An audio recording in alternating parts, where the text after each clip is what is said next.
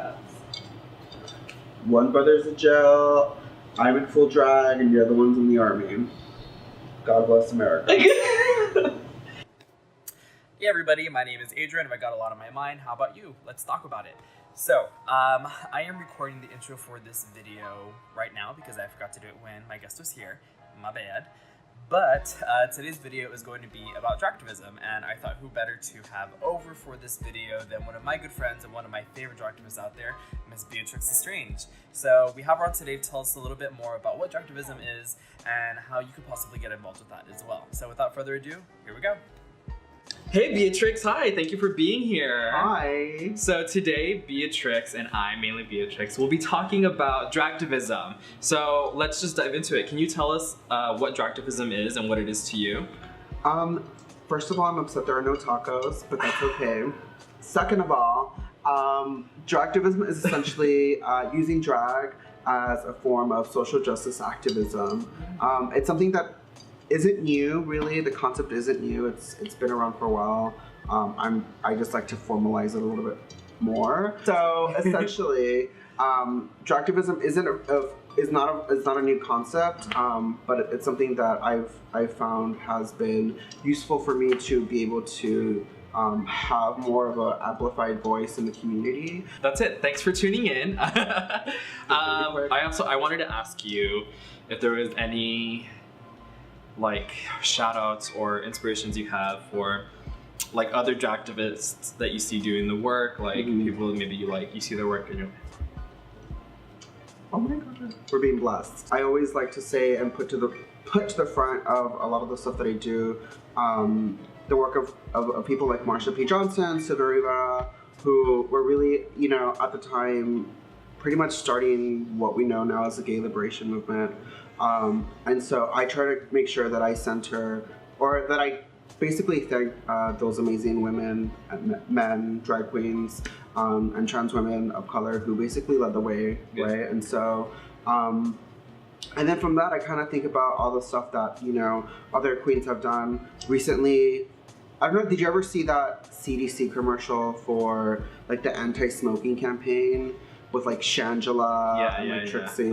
So that's a form of like activism, right? Or Dragtivism, where like they're campaigning against smoking cigarettes, you know? And then there's, for example, there's also a PrEP video that was put out a couple years ago with Bob the Drag Queen, promoting PrEP. And so basically what I'm doing is no different than what they're doing, right? They just have a bigger platform. One of the other Dragtivists who have definitely influenced the work that I do is Kelly Klein from Austin, Texas. I love Kelly. I think we all love Kelly.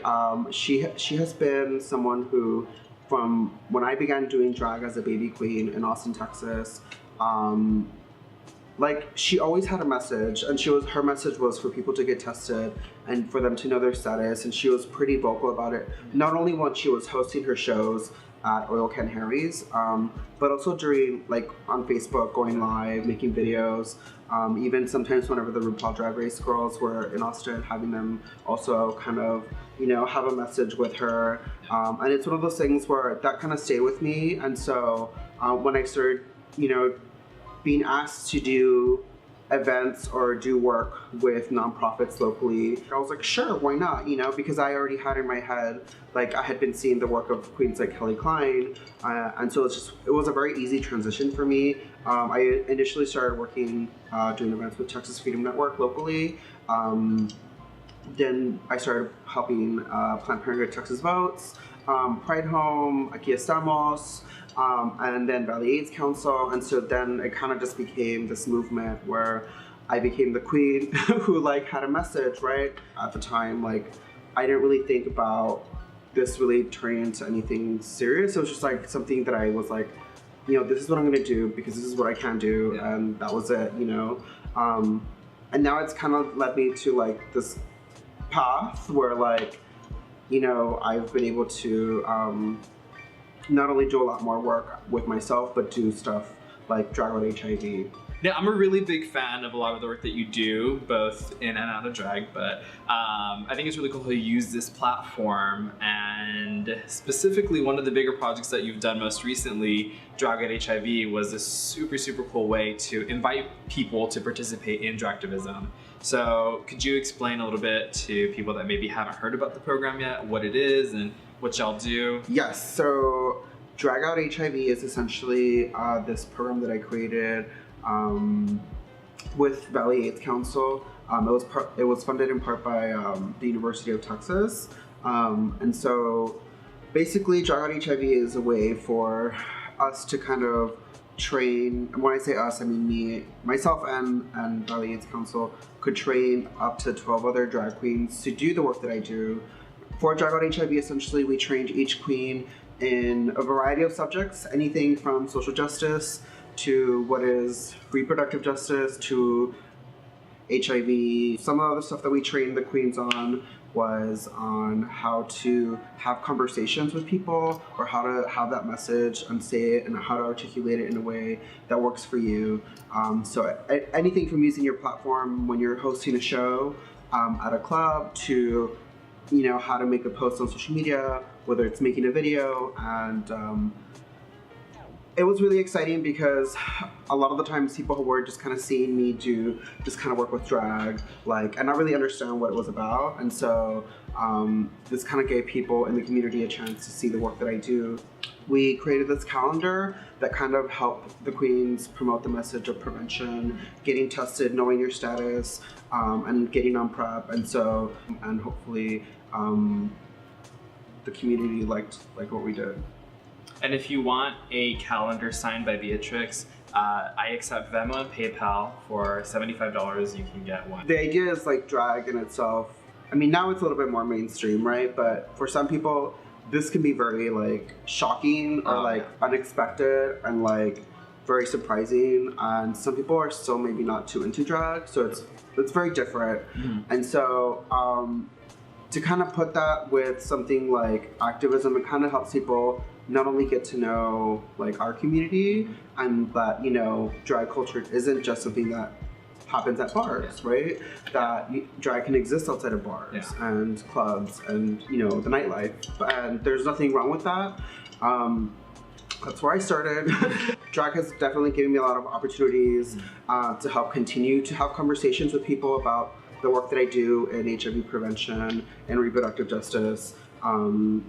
You know, and it's one of those things where like if you haven't heard it, you have to listen to Los Topo Chicos, which is basically Adrian and myself, and we have this podcast where we talk about a lot of the activism work that we do in the Valley, amongst other things, you know. Amongst some other fun bullshit. And then, you know, you can listen to that on iTunes, Stitcher, and NetaRGV.com, which the link below, or somewhere here.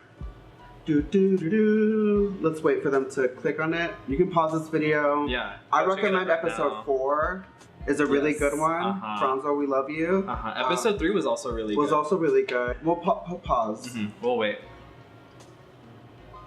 Okay, thank you. Yeah. Oh my god. Didn't you love that? That was really good. Look, I know you probably spent like an hour or two, but now you know us better. Yes. So yes, other than the podcast, I've also been given the opportunity to speak at conferences, to talk about the work that I've been doing. I've also been able to, last year was a really big year for a lot of the work that I was doing. I was Grand Marshal, one of the 2 Grand Marshals for Pride at the Park. I was named RGV Millennial of the Year last year, which was also very exciting because the picture I sent in to talk to with the stuff that they were asking me was a picture of me as Beatrix, and so you have all these, you know, it's like polished people like in like their suits, headshots. like, you know, and then there's like a picture of me in drag at the club, and so just doing that is something that I think is like the side effects of the Dragtivism, right? Side effects, where people start to see queer people and even or drag queens and as like, you know, we're just like you know, we just enjoy doing this because it's fun, you know, and so. Yeah, I was gonna say that it's really cool when people that maybe aren't connected with or involved in the queer community or drag, they see us as sort of like, or they see you maybe as sort of like a counterculture, but then they see the work that you're doing and they see that even though we are maybe alternative, or we're just not like them or whatever, you know, that doesn't mean that we don't care about really important things that we're not super involved and super active. So that's another thing that I really enjoy about drag and dragtivism is when someone like you or any other dragtivist out there does this work and gets those conversations going, and they're like, oh, okay, yeah, like they're not just these people that like to like party and like get wild, which again is fine. But that's not all we are, you know, there's more than just there's more to us. it. Yeah. I wanted to also ask, what are, and you might have answered this through explaining Drag Out HIV right now, but what are some examples of dragtivism to you, and how could someone do that if maybe they didn't go to a training, or like how can they sort of kickstart this for something they care about? I mean, it's essentially really like, at the base of it is this concept of artivism, which is pretty much the same thing, using art as a form of creating drag love or do activism. Some examples of dragtivism include, and this is work that I've done in and out of drag. Last year, during the state legislative session, we were able to go to Austin to lobby for Planned Parenthood Lobby Day. And so I made it a point to dress up in drag and basically go to the Capitol with a bunch of amazing women and people who are supporting Planned Parenthood. And we're there to lobby their state reps. So clinics like Planned Parenthood could stay open and provide services that are very much needed in the community. So for me, it was like, you know, and it goes back to the whole, you know, dragtivism thing. Like for me, it's like if I'm gonna come into a space or be in drag, people are gonna turn around and look at me. Yeah. And so if you're gonna look at me, I might as well have something to say, right? And so, so yeah, basically that was like one extreme version, because I was at the Capitol all day in full drag. It was really fun. Definitely turned heads, but I think people knew that I was there not really to do anything different than they were, right? And so I just happened to be doing it in drag. And then other forms of dragtivism include just like having conversations with the people that you know in your networks or of friends, family, and just having those conversations, right, about how they can support different movements, or maybe educating them, because sometimes people feel like, you know, people want to automatically like people who aren't doing the work as people who are like not motivated or maybe ignorant. And so we have to understand that sometimes it's like maybe they just don't know, right? And so allowing people a chance to kind of have that conversation, just one-on-one, that's a form of dragtivism, right? Talking to your friends, spreading the message, whatever message that is, right? Whether it's, you know, getting tested, knowing your status, how to get on PrEP, to, you know, like signing a pledge for, you know, an anti-border wall thing, or registering people to vote. Pretty much the possibilities are endless. Yeah, really, but they really are. It's one of those things where I've been able to do work in different kinds of activism, and each one has taught me something different. And at the end of the day, I feel like I didn't intend initially to do drag to do activism, but I found it like it was my way for me to. It was basically a way that I knew that I could help contribute to the movements. So yeah, if you want to find out more about the stuff that I do, you can follow me on Facebook. You can add me under Joe Bias, or just look up Beatrix Lestrange. My Insta, Twitter are at Queen Beatrix. And that's Queen K-W-E-E-N. K-W-E-E-N, Beatrix. So I also want to plug the, we're going to have a fundraiser, a Drag Out HIV fundraiser in support of Pride in the Park 2018. It's going to be May 5th at Yerberia Cultura, and we're going to have some of the queens in Drag Out HIV performing. All right. Any money that we make off of the door goes straight to Pride in the Park and South Texas Equality Project. So if you want to support the Drag Out HIV girls and Pride in the Park, you know, just show up. It's going to be at Yerberia Cultura. Doors are open at 9. So yeah, hope to see you guys there. And I'll be hosting, I'll be emceeing the event. All right, is there a cover charge? There is a cover. It should be $5 or $6. But either way, all of it goes back into the community. So hopefully we see you guys there. Yeah, and this is to help put on, again, Pride in the Park, which is happening June 23rd at the McAllen Convention Center. McAllen Convention Center. And it's going to be a really good one this year. Last year we had between 4,000 and 5,000 people who showed up to Pride in the Park outside. And this year it's going to be inside. Yes, so thank God. Please come out June 23rd. We have a lot of stuff planned. It's going to be really exciting. We're including La Frontera Queer Film Festival this year. And some of the movies are really good. So good.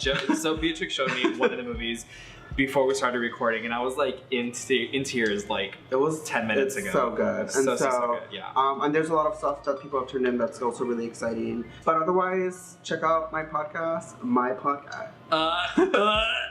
Check out our podcast, Los Topo Chicos, on Facebook, Instagram, iTunes, Stitcher, and netartv.com. Ding. Was there anything else that you want to make sure we get in there? No, I'm done. Oh.